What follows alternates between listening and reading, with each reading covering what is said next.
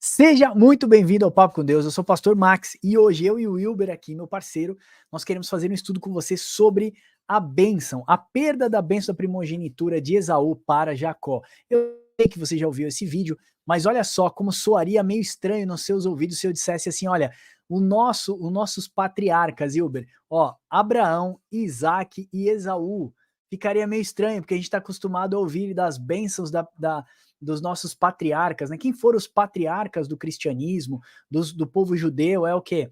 É Abraão, Isaac e Jacó. Mas nós sabemos que Jacó acaba levando a bênção da primogenitura desprezada pelo seu irmão Esaú e também nós queremos contar essa história trazendo para o contexto dos dias de hoje. Então imagina, Hilber, se a gente falasse, ó, o Deus de Abraão, de Isaac e de Esaú, o pessoal já ia até que estranhar nesse estudo, né? Mas é isso que nós queremos trazer, que as nossas escolhas geram consequências para a posteridade, possivelmente para a eternidade.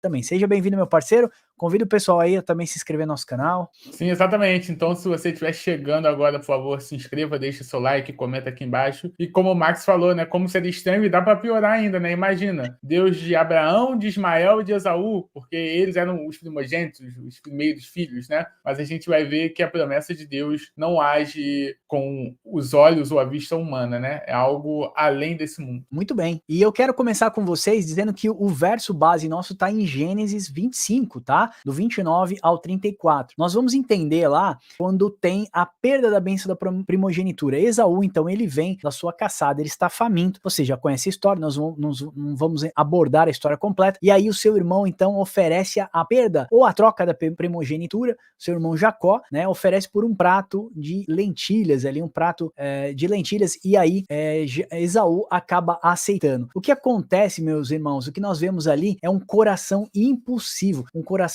que age por impulsividade, um coração que age por desejos rápidos, e quem glorifica a velocidade é o mundo atual. Nós vivemos num mundo que glorifica a velocidade, a urgência, a gratificação instantânea. Essa é uma cultura do imediatismo. Nós vamos falar de alguns autores, como Timothy Keller, por exemplo, que vai bater bem sobre essa questão dos deuses falsos, o ego do ser humano no mundo.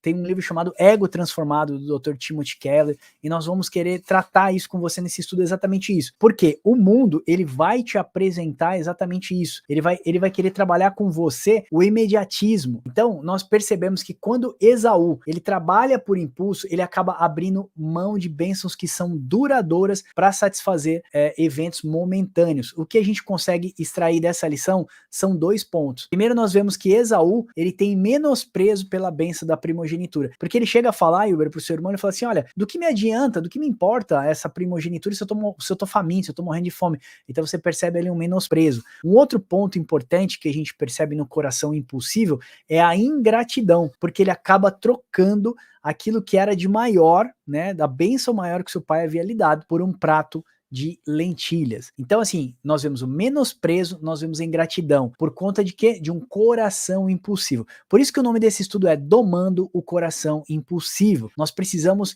trocar essa gratificação imediata com essa questão de menosprezo que nós temos muitas vezes pela vida que nós levamos, exatamente por essa velocidade. E quem nos ensina isso, Wilber, é essa geração dopamina. Nós percebemos que nós vivemos numa sociedade em que os coaches, principalmente, nós falamos bastante aqui, né? Eles potencializam as pessoas acabam virando uma máquina de produzir, de obter resultados, em bater metas, e a gente depois percebe que nós estamos formando uma grande carnificina dentro das empresas. É uma máquina de moer gente. Então a sociedade do imediatismo, a sociedade dos resultados e das conquistas rápidas e velozes acabam gerando máquinas de moer gente. Você concorda, Elber, que a gente está vivendo num tempo de muita velocidade, né? De viver pelo imediatismo, viver pelo agora? Exatamente, e isso está acarretando também na nossa liturgia no sentido de que eu vou para a igreja porque eu quero ter a bênção de Deus agora, sendo que, por mais que ele prometa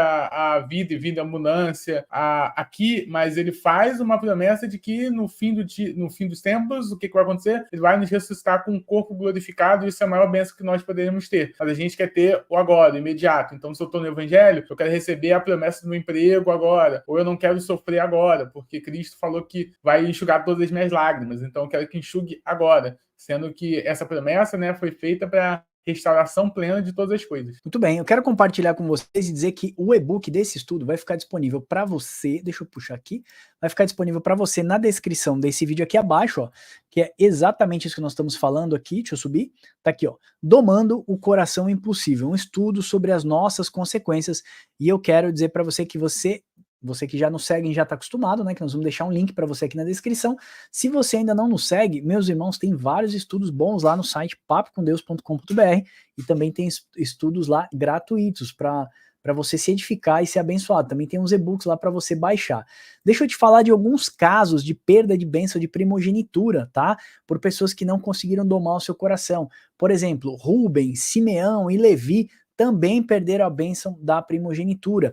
Rubem se deitou com a concubina aí de Jacó, e você sabe disso, ele desprezou, né, e menosprezou o relacionamento do seu pai. Simeão e Davi também, por causa de uma grande crueldade que eles cometeram, você vai ver lá em Gênesis 49.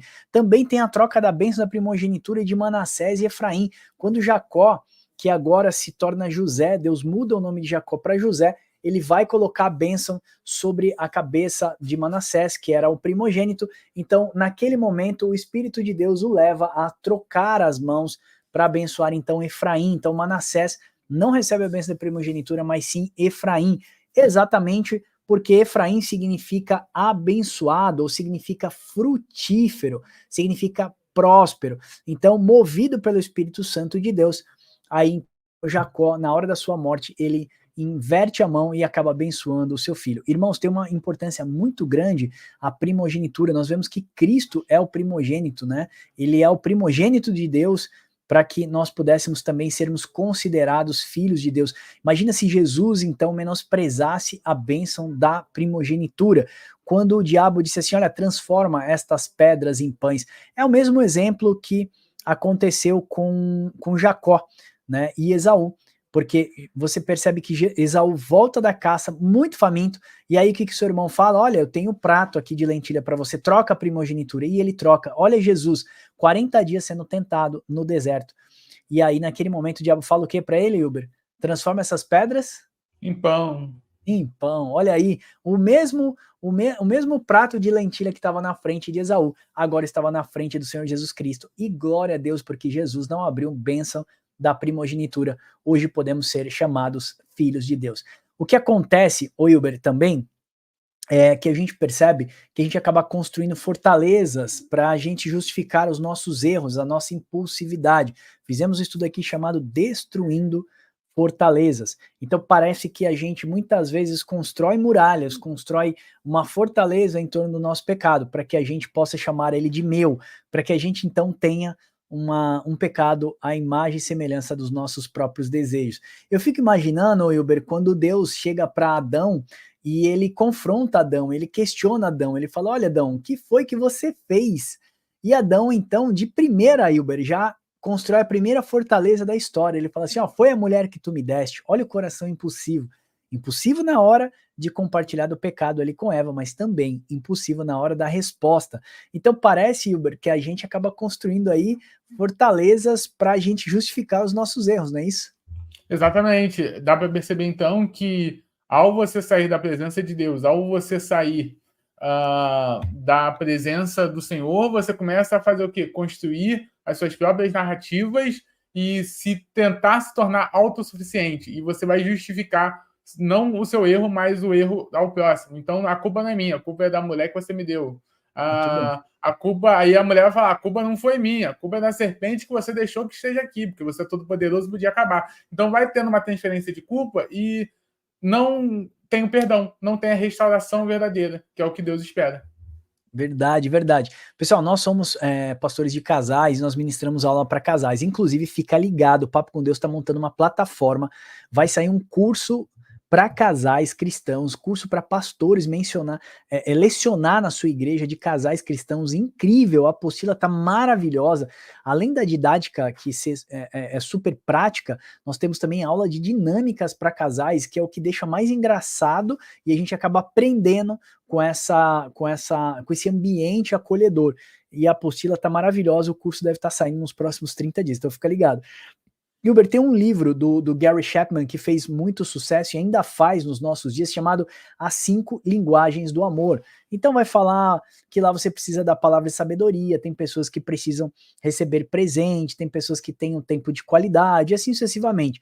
O que eu não gosto, irmãos, nesse contexto desse livro do Gary Chapman, é exatamente isso. A gente acaba se conformando com aquilo que nós somos. Então o que Gary Chapman coloca é que algumas pessoas, elas têm uma linguagem de amor diferente. Então, por exemplo, tem pessoas que gostam de toque físico, gostam de abraço, tem pessoas que não gostam, tem pessoas que gostam de receber presente e tal, então é receber presentes. Outra linguagem do amor é tempo de qualidade, uma pessoa que gosta do tempo de qualidade. E você acaba ouvindo tudo aquilo, né, nas ministrações de casais principalmente, que isso já entrou, essa terapia de casais já entrou na nossa igreja. Mas, irmãos, isso é um grande erro. Eu quero dizer para você que o que Jesus disse, que é necessário nascer de novo, o milagre do novo nascimento que opera em nós através da ação do Espírito Santo é através das nossas vontades. Então nós precisamos querer ser diferente. Nós temos volição, nós somos movidos pelas nossas próprias vontades. Olha o que Filipenses 2,13 diz, porque Deus é o que opera em vós, tanto o querer quanto o efetuar. Então o que nós precisamos entender, que não há nada em nós que seja bom. Ah, o Max gosta de toque físico, o Max gosta de tempo de qualidade e tal. Então eu vou lidar assim, irmãos, nós precisamos nascer de novo. Se eu estou fazendo algo errado, que está ofendendo meu cônjuge, se eu estou fazendo algo errado, por exemplo, eu não posso dizer o seguinte, olha, isso é uma terapia, então você aos seus desejos. Ah, eu sou uma pessoa que eu gosto disso. Então o teu cônjuge vai ter que fazer aquilo para te agradar. Não é especificamente sobre isso que nós queremos dizer. O que nós queremos dizer é que o homem precisa nascer de novo. Então vem exatamente disso, das nossas escolhas. E nós precisamos escolher sermos igual a Cristo. Nós precisamos controlar os nossos impulsos, nós precisamos controlar os nossos desejos, porque eles militam contra nós todos os dias. Nós somos chamados para frutificar. Jesus fala que nós estamos nele e que ele é a videira verdadeira e ele é o agricultor. Todo aquele que está nele, mas não está dando fruto, ele corta e lança fora. Qual que é a lógica do fruto? Qual o significado do fruto? Obras, meus irmãos. Fruto significa em obras. Podemos traduzir os frutos que nós damos através de obras. Jesus fala assim, olha, vocês conhecerão a árvore, os frutos que essas árvores dão. Então, é importante as obras. Muitas pessoas falam, não somos salvos pelas obras, mas como o Tiago fala, somos salvos não pelas obras, é mediante a fé, para que ninguém se glorie, mas fomos feitos para andarmos em novidade de vida e darmos bons frutos, andarmos em obras de novamente convertido. João Batista também, Uber, ele fala sobre isso, ele fala, arrependei-vos e deem frutos de verdadeiramente convertido. Por que eu estou falando sobre obras? Exatamente porque o coração que não é o coração impulsivo, aquele coração que não é domado, ele acaba tendo as obras da carne, ele vai acabar manifestando imoralidade, impureza, devassidão, idolatria. Você vai ver isso em Gálatas 5, do 19 ao 21. Ele vai ter feitiçaria, inimizade, desavença, ciúmes, egoísmo, todo aquele tipo de obras que a carne, que somente a carne pode produzir. Mas se estivermos atuando em nós, porque nós desejamos a presença de Deus dentro de nós. Lembra que eu falei, nós somos um ser e nós temos volição, nós temos vontade. Então eu desejo que o Espírito Santo flua através de mim. Então nós precisamos, então, ter o fruto do Espírito de Gálatas 5:22, que é longanimidade, caridade, alegria, paz, benignidade, bondade, fé, mansidão e temperança. São os 9 gomos do fruto do Espírito. Nós fizemos um estudo chamado Fruto do Espírito. Procura aí, Fruto do Espírito, Papo com Deus no YouTube, você vai encontrar. Tem um e-book maravilhoso, eu estava com ele aqui perto, agora há pouco, e acabei deixando lá na outra sala, e eu queria mostrar isso para vocês. Então tem um e-book lá maravilhoso, falando de cada ponto, e eu tenho certeza que vai edificar a sua vida. Então, irmãos, se nós não tivermos um coração domado, nós vamos simplesmente apresentar as obras que a carne né, nos dá. Se uma pessoa fechar você no trânsito, a primeira coisa que você vai fazer é meter a boca na pessoa, você vai partir para agressividade e tal. Então nós precisamos entender que se tivermos a temperança, o domínio próprio, a longanimidade, todos os frutos do Espírito dentro de nós vamos ter calma, paciência naquela hora, para que a gente possa domar o nosso coração e então sermos movidos pela razão. Porque todas as nossas, todo o nosso futuro é movido de acordo com as nossas escolhas. O que vivemos hoje são frutos das nossas escolhas de ontem. E o que viveremos amanhã são os frutos das nossas escolhas de hoje. Então, a nossa atitude hoje deve gerar consequências para a vida inteira. Tem pessoas que têm impulsividade, Uber, eu quero citar alguns exemplos, por exemplo, na vida amorosa. O que eu quero dizer? Um coração impulsivo, ele pode ser um coração adúltero, um coração ligado à imoralidade. Logo, o que isso pode ocasionar, né, por consequência? Se o coração for impulsivo na área do adultério, por exemplo, da fornicação, ele pode ter a separação da sua esposa, ele pode ter a destruição da sua família, a separação dos seus filhos. Isso é uma ruína que vai levar a geração dele inteira, vai levar para os seus filhos, vai destruir a sua família. Um coração impulsivo nos relacionamentos, ele pode ser agressivo verbalmente, igual eu falei, uma fechada no trânsito, seja no trabalho, seja numa falta de diálogo no meio da sua família, seja aquela pessoa que tem um coração impulsivo, então ela tem incapacidade de conseguir perdoar as pessoas no relacionamento. O que isso vai gerar para ela? Solidão, ela vai estar sempre sozinha, conflitos familiares, relacionamentos destruídos. Impulsividade na saúde física ou mental. Existem pessoas, coração impulsivo, na saúde física e mental? Tem, muitas pessoas se lançam ao tabagismo, alcoolismo, noites mal dormidas, né, porque acabam trabalhando até tarde, aí por consequência vem burnout, ansiedade, depressão, diabetes.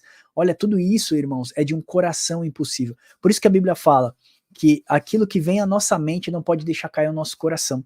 Uma vez que o que está na sua mente cai no seu coração, acaba se traduzindo em obras, né? Então nós não podemos impedir que os pássaros voem sobre a nossa cabeça, mas podemos impedir que eles façam ninhos na nossa cabeça. Você lembra quem falou isso, Wilber? Se foi Spurgeon que falou isso?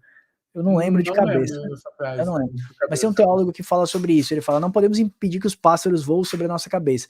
Podemos impedir que eles façam ninhos, né, sobre a nossa cabeça. Isso quer dizer o seguinte, que todo pensamento, se você deixar cair no coração, acaba modelando um comportamento. Jesus fala que aquele que desejou uma mulher no seu coração, esse já adulterou com ela. Isso quer dizer o seguinte, aquilo que passar pela sua mente, você deve eliminar imediatamente, porque você tem o fruto do Espírito que pode racionalizar para que aquilo não caia no seu coração. Se cai no coração, vira desejo, irmão. Se virou desejo, virou pecado.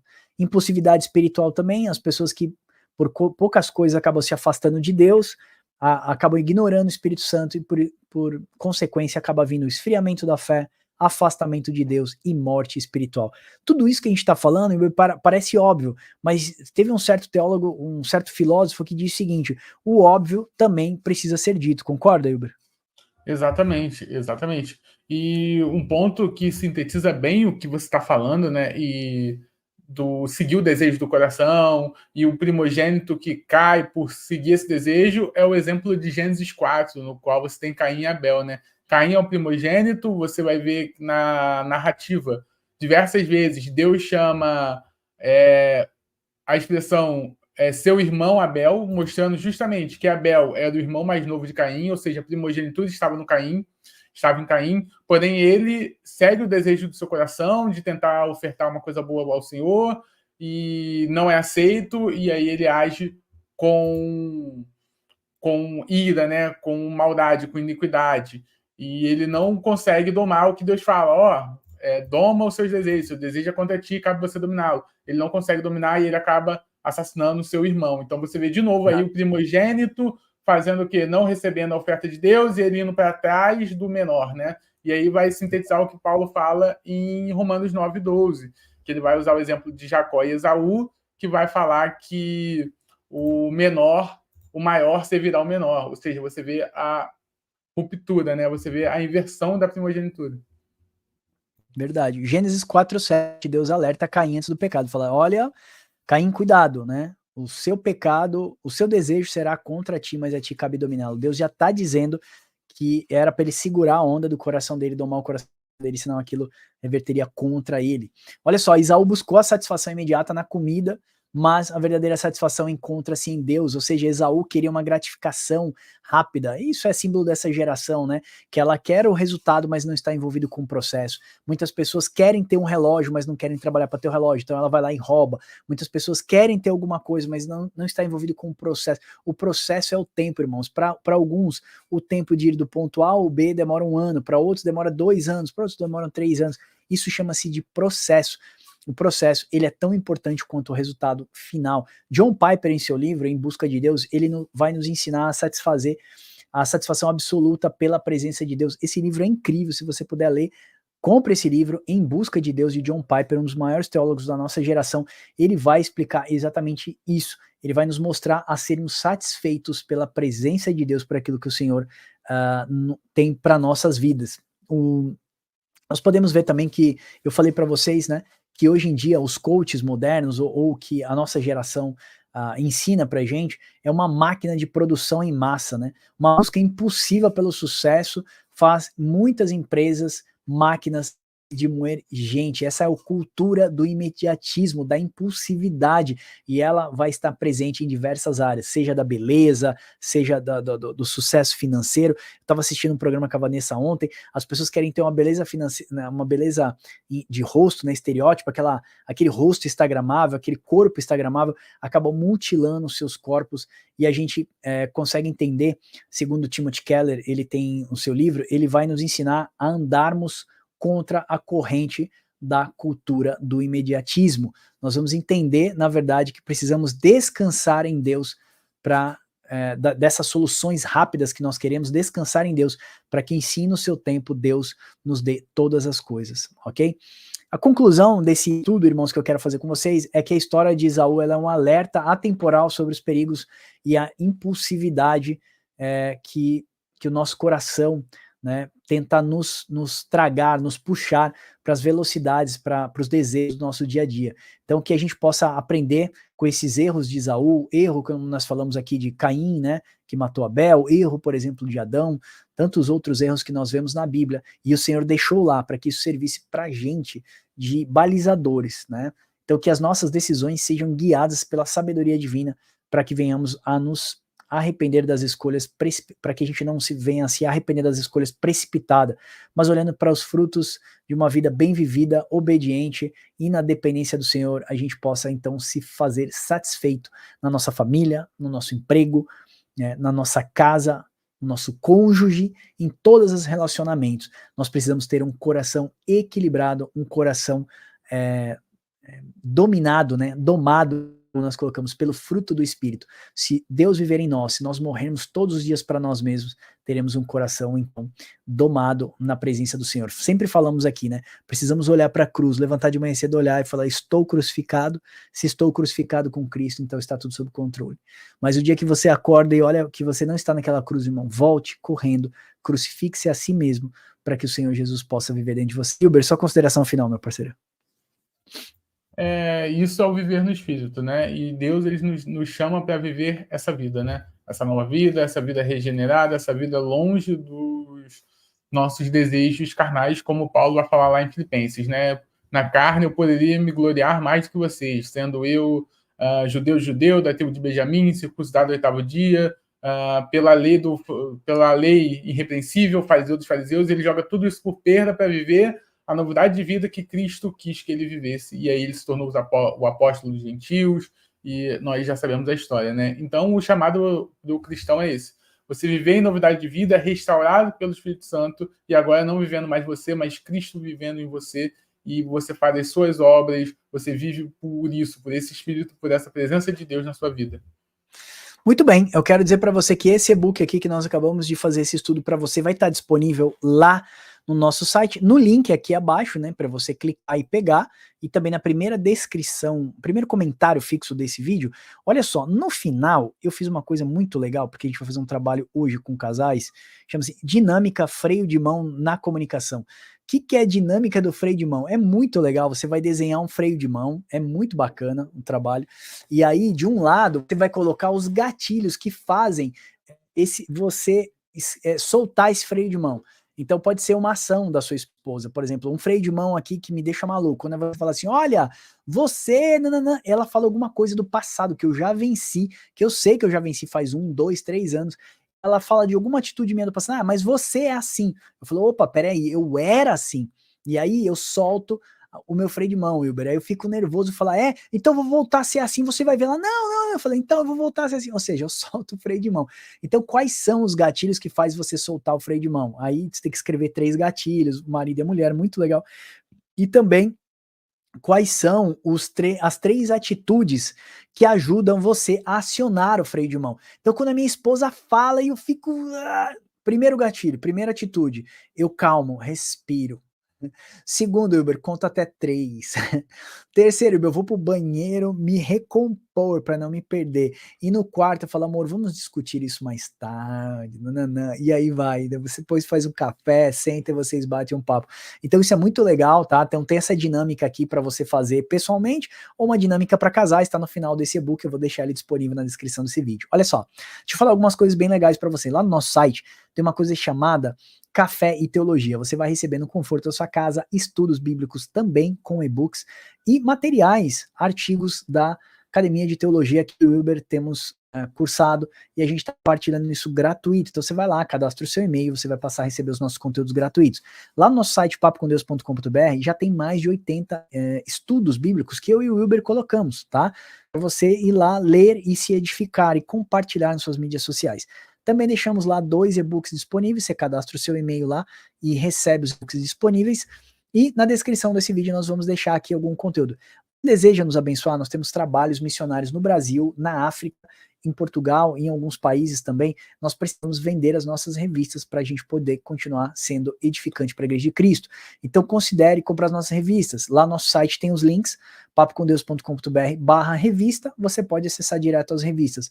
Max, eu quero ajudar mais vocês. Você pode se tornar um apoiador aqui no YouTube também. Você se torna um apoiador aqui no YouTube e eu e o Uber vamos começar a colocar conteúdos exclusivos para os apoiadores aqui no YouTube também, tá bom? Além disso, irmãos, deixa eu dizer uma coisa para vocês, você está financiando a plataforma de surdos, que é Boa Teologia para Surdos, a plataforma do Instituto Bíblico Discipular, 12 mil alunos estudando teologia hoje com a gente, o site do Papo com Deus, mais de 5 mil pessoas se edificando e pegando os e-books gratuitos, e aqui também. Então todas as vezes que você faz um investimento no Papo com Deus, você não está deixando ninguém mais rico, simplesmente você está nos ajudando a ir mais longe. Veja, vem aí a plataforma de casais, curso cristão para casais, chama-se Restaurando a Aliança, um curso incrível que eu tenho certeza que vai restaurar muitos casamentos e vai abençoar e edificar muitas famílias na igreja pelo Brasil inteiro. O diabo tem destruído muitas famílias, o diabo tem destruído muitas igrejas através das famílias, ele está pegando na coluna, e através disso Deus nos despertou para a gente fazer esse trabalho, e você pode ser um edificador desse projeto também, amém? Então não deixe de edificar o reino de Deus, também sendo um ofertante aqui no Papo com Deus, amém? Espero que esse vídeo tenha te abençoado, e aguardo você no próximo. Deus abençoe vocês, e até o próximo Papo com Deus.